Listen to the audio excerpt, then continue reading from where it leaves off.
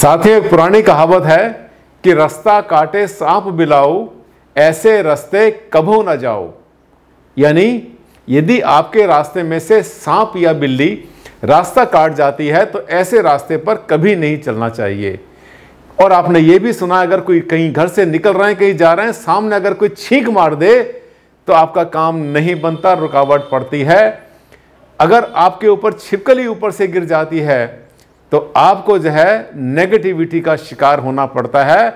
और गांव में कहा जाता है कि अगर आपके सिर पे कौवा बैठ जाए तो आपके लिए अशुभ होता है, ये शकुन अच्छा नहीं होता, गंभीर परिणाम देता है। आइए आज हम इन सब बातों की चर्चा करते हैं विज्ञान की भाषा में, व्यवहार की भाषा में और साथ साथ वास्तुशास्त्र की भाषा में।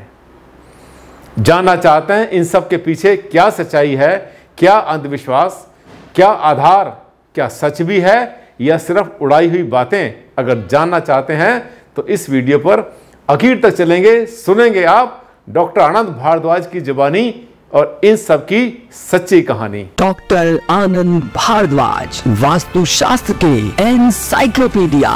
साथियों, बहुत बहुत स्वागत, बहुत बहुत हार्दिक अभिनंदन आप सबका आपके अपने चैनल पर।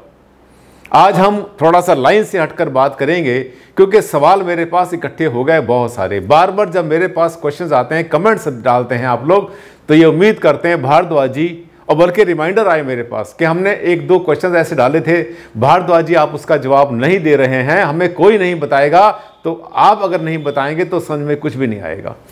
आइए मैं लेकर चलता हूं आज का टॉपिक, बड़ा गर्मा गर्म, कुछ इसमें अंधविश्वास, कुछ इसमें सच्चाइयां, कुछ कहावतें और कुछ कहानियां।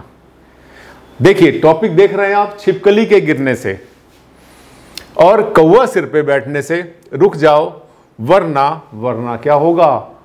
आइए दिखाता हूं। ये जितने भी एनिमल्स देख रहे हैं, छिपकली देख रहे हैं, मेरे पीछे सांप देख रहे हैं, कौवा भी देख रहे हैं, ये जितनी चीजें होती हैं इन सब के पीछे तरह तरह की बातें बताई जाती हैं। लेकिन क्या इसके पीछे कारण होता है, आइए करते हैं चर्चा।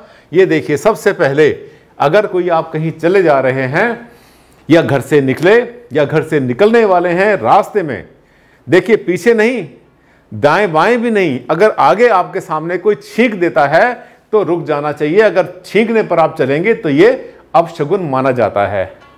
कहते हैं अरे किसी छींक दिया, चप्पल उतार दो, 2 मिनट बैठ जाओ, थोड़ा वेट कर लो, उसके बाद जाओ। अब इन सब के पीछे क्या क्या चीजें होती हैं, जो मैंने इसका एनालिसिस किया, जो मैंने इसके बारे में बहुत ज़्यादा डीप स्टडी करी और खोजा, तो वो ये है कि देखिए जितना भी बीमारियां होती हैं, जितने बैक्टीरिया फैलते हैं, वो बहुत बार हमारे फेफड़ों से पैदा होते हैं, सांस से पैदा होते हैं, हमारे स्पिट से, हमारे थूक से पैदा होते हैं। तो जब भी कोई व्यक्ति छींकता है तो संभावना ये होती है कि उसकी छींक के साथ जो वेपर्स आते हैं, जो बूंदें आती हैं, जो हवा आती है, हो सकता है पहले तपेदिक बहुत हुआ करता था जिसको टीबी बोला करते थे, या और बीमारियां होती थी। और हाँ, ये तो आपने देख ही लिया ना, ये जो पिछले दिनों अभी आपने देखा कि कोविड इतना खतरनाक फैला, जिसमें अगर कोई छींक दिया करता था उस रास्ते से कम 50 फीट दूरी तक लोग जाया नहीं करते थे, रुक जाते थे, दाएं बाएं होते थे, मुंह को उसको ढक लिया करते थे। और ये आपको सबको पता चला कि जो छींकना होता है इससे क्या क्या चीजें हो सकती हैं।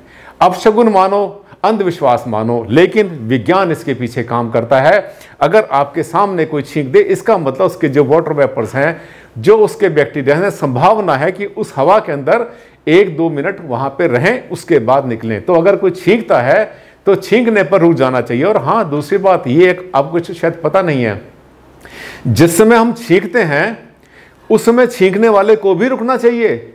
अगर आप चलते चलते, भागते भागते अगर आप छींकते हैं तो आपके हार्ट के ऊपर, ब्रेन के ऊपर, आपकी बॉडी पर नेगेटिव असर पड़ सकता है, क्योंकि उस समय आपका जो बॉडी का ये जो सिस्टम होता है ये बहुत ज़्यादा ये काम कर रहा होता है बुरी तरह से, यानी, और आप छींक भी नहीं पाएंगे। कभी भागते भागते छींकने की कोशिश करना, और आपने देखा जब कोई छींकता है 1 मिनट रुकता है, ऐसे रुकता है, देखता है, उसके बाद में देखिए भाई साहब पीछे खड़े हुए ये छींकने की तैयारी कर रहे हैं।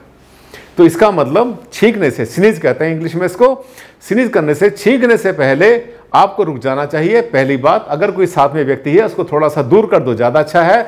मुंह पर हाथ रखकर, मुंह को बंद करके, और आजकल तो आपने देखा है ना कि बहुत सारे ऐसे साधन भी आ गए हैं कि आप मास्क मुंह के ऊपर लगाइए तो ज़्यादा अच्छा। अब आप देख लीजिए इसके पीछे विज्ञान है या अंधविश्वास। इसके बाद आगे चलेंगे। ये देखिए, ओ बहुत खतरनाक हो गया। भारद्वाज जी क्या बनाया आपने बोर्ड पर? बिल्ली रास्ता काटे, बिल्ली रास्ता काटे तो प्लेग के चूहे खाकर, ये पहले संभावना है। आपको बताएं कि पूरे विश्व के अंदर 5-6 बार प्लेग फैल चुका है।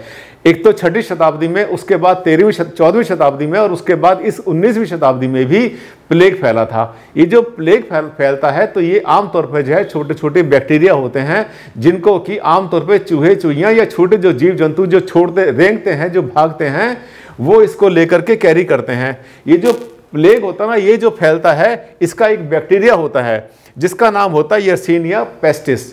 ये इसके कारण फैलता है, जो कि आमतौर के ऊपर चूहे इसको कैरी करते हैं अपने साथ साथ। तो जो बिल्ली होती थी जिस टाइम पर ये जो अंधविश्वास कह लो या विचार समझो या विज्ञान समझो, ये जो फैला है, ये जो 19वीं शताब्दी में जो प्लेग फैला था और 20वीं शताब्दी में भी एक बार आया था।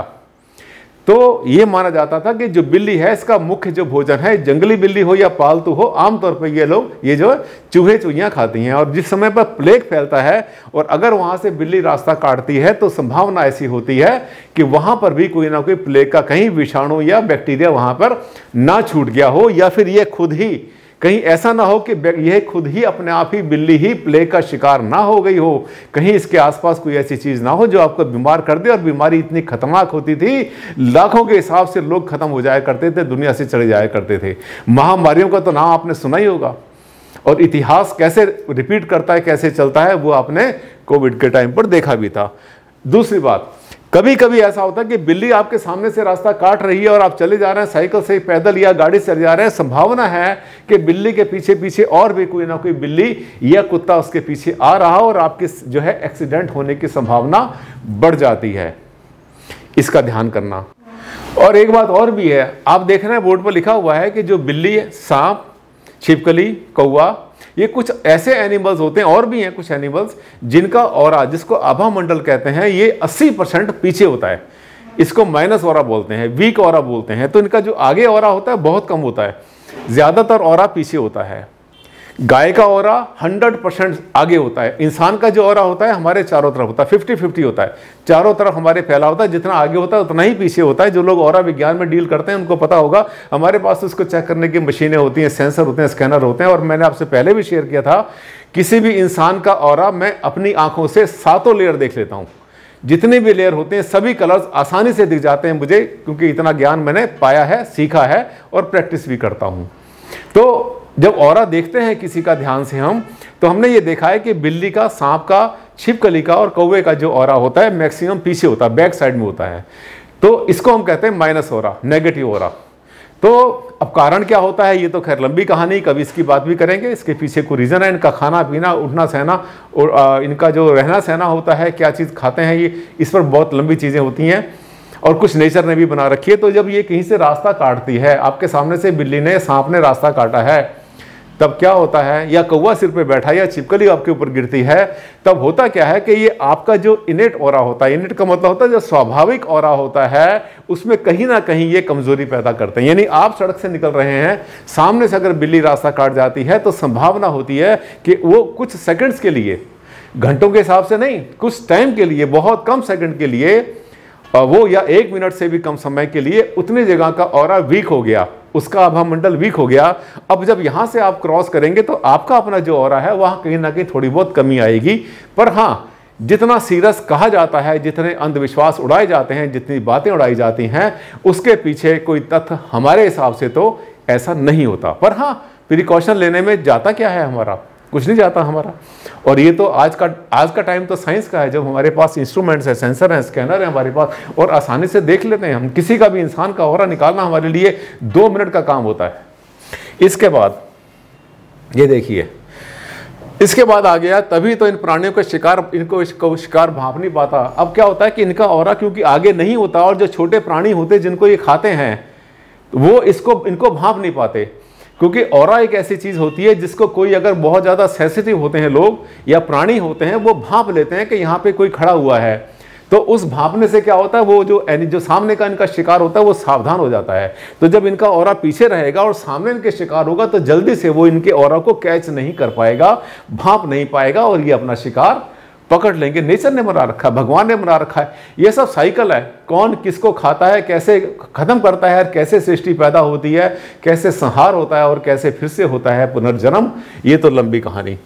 दिव्य चक्षु भी ऑरा को सेंस करने का काम करते हैं। छिपकली का ऑरा, कौवे का ऑरा भी आगे कम और पीछे ज्यादा होता है। दिव्य चक्षु क्या बोलते हैं, आपने देखा जो कुछ लोग ऐसे हैंडीकैप होते हैं जिनको आंखों से दिखाई नहीं देता, भगवान ने उनको दृष्टि नहीं दी है, लेकिन उनको यह सामर्थ्य दिया है कि जैसे उनके पास कोई आएगा, कोई चीज खतरे की आएगी या सामने कोई गलत चीज आएगी तो वो भांप लेते हैं। आपने कभी देखा कि ऐसे जैसे चक्षु जिसके चक्षु काम नहीं करते, जिसकी नजर काम नहीं करती, आंखें नहीं होती उस व्यक्ति की, तो वो चलते चलते रुक जाता है। हाँ, हेल्प लेता है लोगों की, अपने आप भी लाठी का सहारा लेता है, लेकिन को इतनी भगवान ने शक्ति दी होती है कि वो भांप के चलते हैं। आंखें बंद होती है लेकिन भांपते हैं आसपास के, और यही चीजें भांपते हैं ये जितने एनिमल्स होते हैं।